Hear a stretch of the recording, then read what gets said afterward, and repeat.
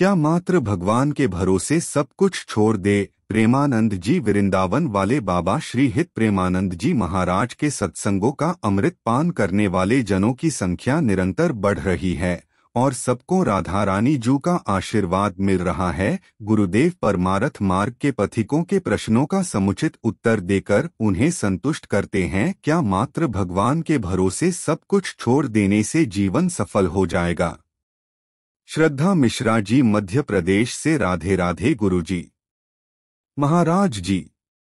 ईश्वर पर अनन्य विश्वास तो बनता है किंतु मन में संदेह उत्पन्न होने लगता है कि क्या मात्र ईश्वर के भरोसे सब कुछ छोड़ देने से जीवन सफल हो जाएगा। प्रेमानंद जी महाराज प्रवचन। महाराज जी कहते हैं, मन तो प्रपंची है, अच्छा थोड़ी ना सोचता है, क्या क्या सोचने लगता है। मन की जांच करो, देखो उसकी सोच सत्य है क्या। कहीं भी महापुरुषों द्वारा ऐसा आदेश नहीं किया गया है कि कायर बनकर बैठ जाओ भगवान के भरोसे। अज्ञानी तो कुछ भी बोल सकता है।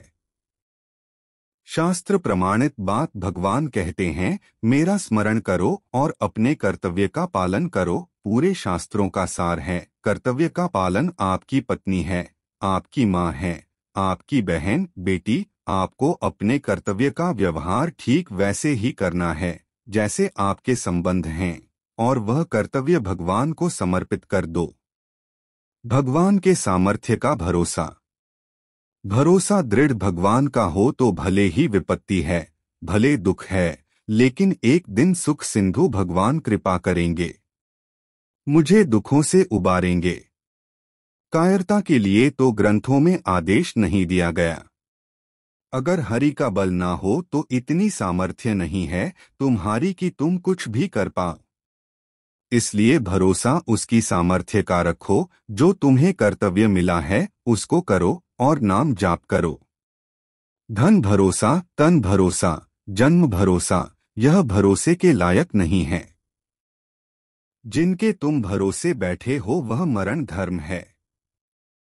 उसका भी मन है, वह भी धोखा दे सकता है, लेकिन हम प्रभु के भरोसे हैं, वही हमारा प्रीतम है। वह सामर्थ्यशाली है, वह सर्वत्र है, सर्वशक्तिमान है। इसलिए भरोसा उसका रखो। कर्तव्य अपना जो मिला है आपको वह करते रहो। संत कथा।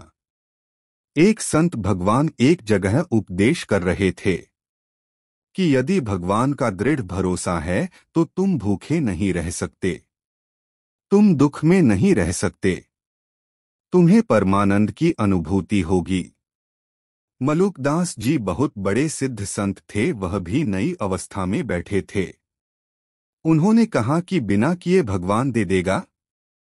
महासंत ने कहा कि हाँ, पक्का भरोसा रखो, बिना किए दे देगा।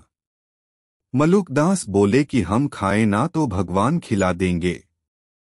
संत बोले हाँ, ऐसा ही होगा, भरोसा रखो।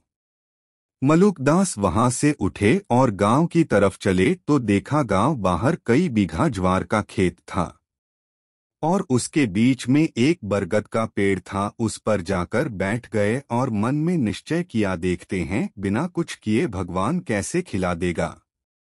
शाम तक पेड़ पर बैठे रहे। उसी समय एक राजकुमार अपने निजी अंगरक्षक के साथ ऐसे भ्रमण के लिए निकले थे। उनको बरगद का पेड़ बहुत सुंदर दिखाई दिया और सघन छाया था। वह बोले, चलो इसके नीचे बैठकर आराम करते हैं और जो भोजन लाए हैं सब लोग बैठकर खाते हैं। सब लोग राजकुमार के लिए सोने की थाली लगाएं और वस्त्र बिछाकर तत्काल व्यवस्था कर दिए। अच्छे अच्छे पदार्थ सब रख दिया गया। अंगरक्षक खड़े थे, इतने में देखा कि कुछ घोड़े की टॉप सुनाई दे रही है। एक अंगरक्षक देखा तो बोला, यह तो हमारे शत्रु लोग आ रहे हैं। अब यहाँ से तो भागना पड़ेगा क्योंकि हमारे शत्रु लोग आकर हमारी हत्या कर देंगे।